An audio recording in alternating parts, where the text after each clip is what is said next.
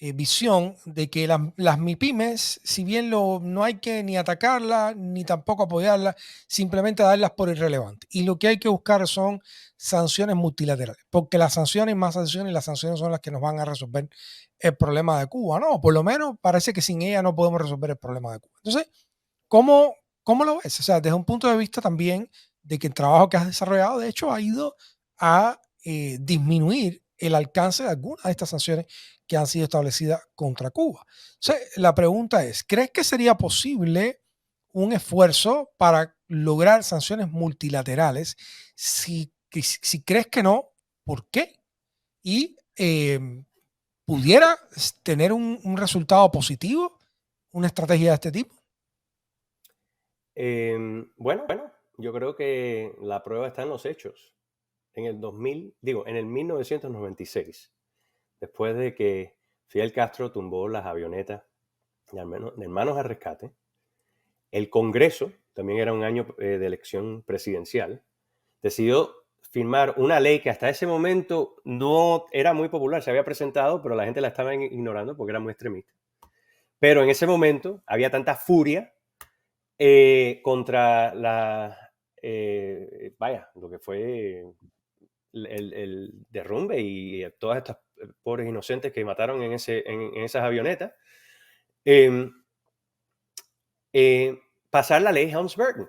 Y la ley Helms-Burton, que codifica todas las sanciones del embargo bajo una ley, y después las ata a una serie de condiciones que son el todo y el nada. No es que si tú haces esto, nosotros hacemos otro. Si Cuba abre la prensa independiente, nosotros quitamos esta sanción. Si Cuba tiene elección multipartidista, nosotros quitamos esta otra sanción. Si Raúl y Fidel se salen del poder, nosotros... No. Es todo y nada. Básicamente Cuba se tiene que convertir en una democracia occidental antes de que los Estados Unidos levante el embargo.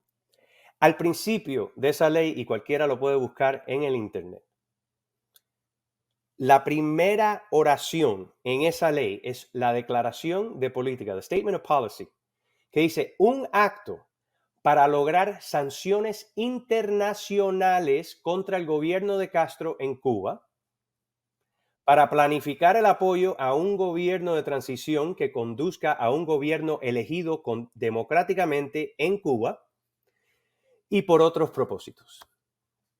Suena todo muy lindo, muy lindo. Llevamos 26 años y por todas las medidas, las cosas nada más que se han puesto peores. Tenemos menos apoyo que nunca a nivel internacional para el embargo y para las sanciones hacia Cuba. Sí, hay algunos diputados en el Parlamento Europeo que han pedido sanciones. Hubo un voto después de julio 11 que han pedido sanciones, pero para que llegue al Consejo y para que la Unión Europea implemente sanciones, primero, ellos no hacen sanciones generales como hacen los Estados Unidos, que los Estados Unidos sancionan a un país entero. La Unión Europea no sanciona países enteros.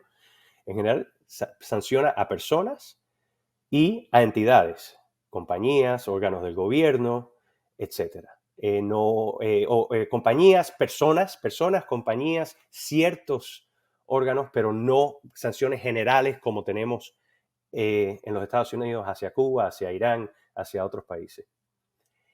Inclusive, todos esos países europeos y todos nuestros aliados en América Latina, y también los japoneses y los australianos, todos votan todos los años para condenar al embargo.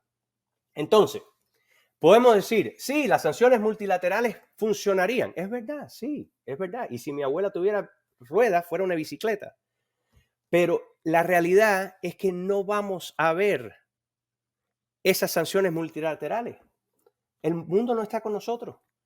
Una realidad que aunque nos guste o no nos guste, es que el mundo, aun cuando condena las violaciones de derechos humanos en Cuba, aun cuando condena cómo se trataron a todos esos muchachos que participaron en las protestas de julio 11, al mismo tiempo condenan el embargo, condenan la política de los Estados Unidos hacia Cuba y en gran parte ven a Cuba y las tensiones en Cuba a través del lente de la política doméstica en los Estados Unidos, porque ellos entienden muy bien que la única razón por cual los Estados Unidos mantiene su política de sanciones y de embargo hacia Cuba es por razones domésticas, de política doméstica en el estado de la Florida.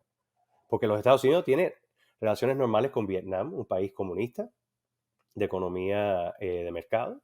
Tiene relaciones normales inclusive con China. Imagínate todas las tensiones que tenemos con China y nos encontramos con ellos constantemente. Tenemos relaciones comerciales, relaciones financieras, de todo. Inclusive ahora, donde las tensiones están más altas que nunca, tenemos relaciones con China. Tenemos relaciones con muchísimos países, con Arabia Saudita, con Turquía, con dictaduras y autocracias en todo el mundo.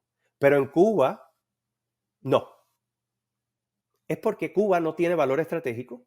Cuba mayormente tiene valor político doméstico para ganarse votos en la Florida.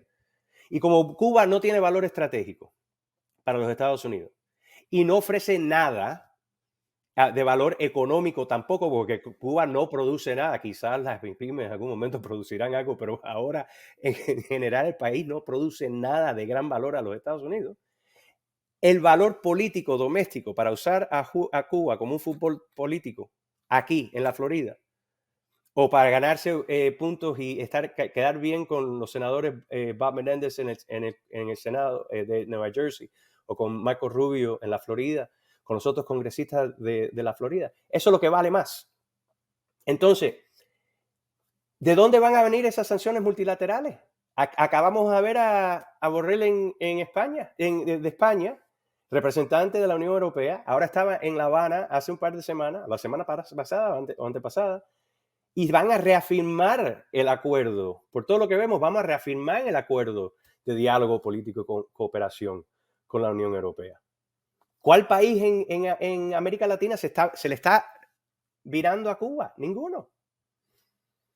Hasta Boric, esta nueva generación de la izquierda latina que critica tanto hasta Maduro, no se mete con Cuba. Entonces, tenemos que ser conscientes, aunque nos duela muchísimo, de las herramientas que tenemos a nuestra disposición y de los límites de esas herramientas. Lamentablemente, muchas veces, mucha gente que tiene mucho rencor y están muy frustrados, y con toda la razón del mundo, porque han sufrido graves injusticias bajo el gobierno cubano, bajo la seguridad del Estado cubano, bajo la censura de ese sistema, desean de que, bueno, no, pero si logramos las sanciones multilaterales, entonces sí, vamos a ver cambios. No, si hacemos intervención militar en Cuba, ahora sí vamos a ver. No vamos a ver intervención militar. No va a suceder. Eso es una realidad. Si no la vimos en todos estos años, si no la hemos visto en Haití, que es un país fallido, failed state all the way, que está ya, eso lo manejan pandillas,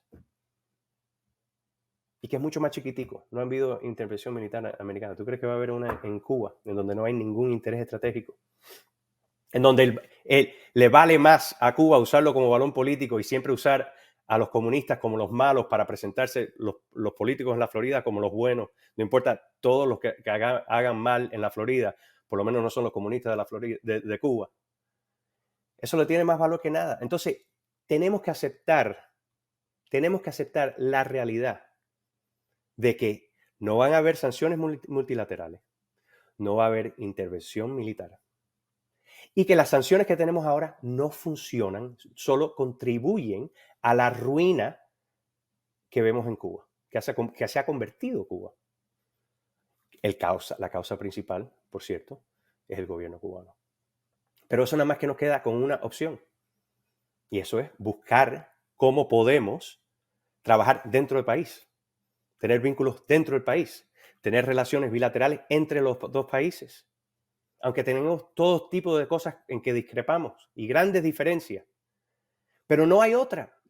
El resto es fantasía. Suena muy rico, suena muy lindo, pero no tiene vínculo en la realidad. No lo vamos a ver.